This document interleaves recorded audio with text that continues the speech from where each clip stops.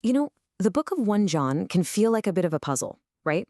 On one hand, it's just overflowing with this message of love. But then on the other hand, it's also incredibly demanding about strict obedience and having the right beliefs. So, which one is it? Well, today, we're going to try and unravel that apparent contradiction and figure out what a full-scale faith really looks like. And hey, the data really doesn't lie. Just look at this chart. It shows you exactly why people call John the apostle of love. I mean, the sheer number of times he uses the word love in his writings, it just blows the other New Testament authors out of the water. It is, without a doubt, the very heart of his message. But that intense focus on love is exactly what makes this so puzzling. How can the same guy, the apostle of love, also be so demanding about what you believe and how you act? Is he contradicting himself? Or just maybe, is there a deeper harmony here that we're just not seeing at first glance?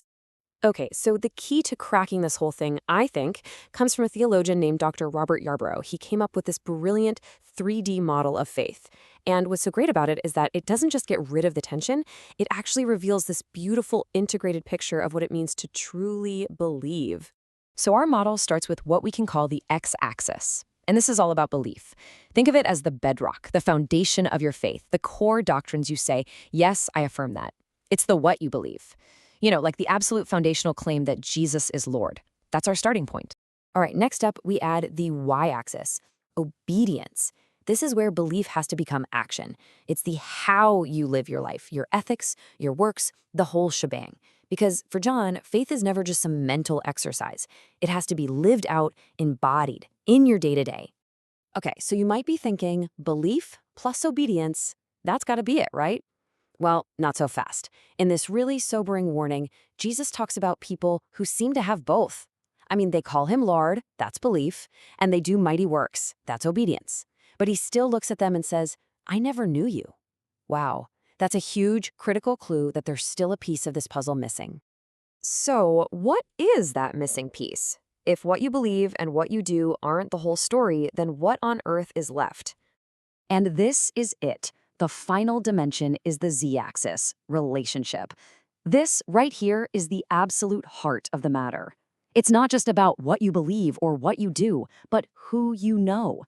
That phrase, I never knew you, that's not a critique of their doctrine or their deeds. It's a statement about a missing relationship. This is the dimension that breathes life into the other two. All right, so with this 3D framework in our back pocket, let's turn back to 1 John and see how it just illuminates the central message of the whole book.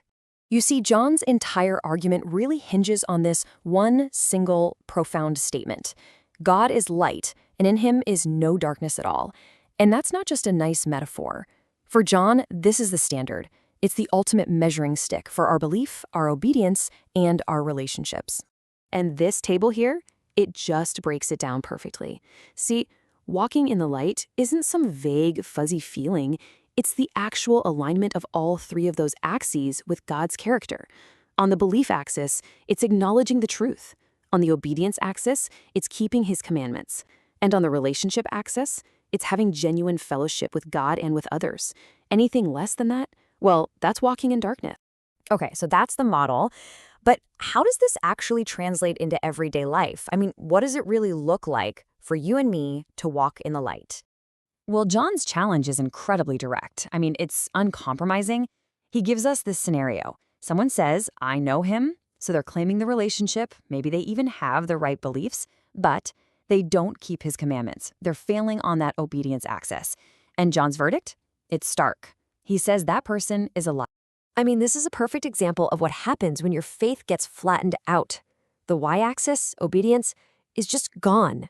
And without it, the whole structure is totally hollow.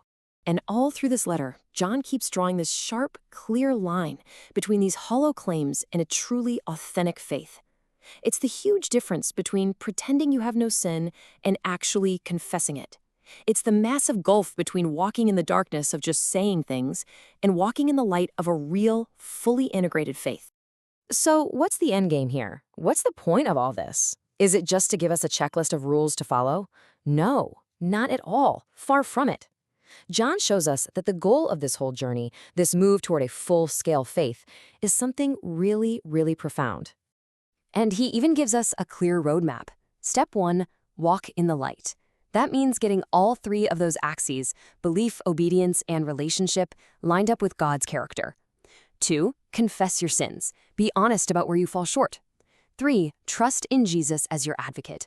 And 4, live like him. Try to emulate his life of love and service. And the amazing thing is, the destination of this path isn't a life of heavy, burdensome rules. It's a life of complete joy. It's that deep, profound peace and assurance that can only come from a faith that is whole, that's authentic across all 3 dimensions. And so that leaves us with a question that's, both really simple and incredibly profound.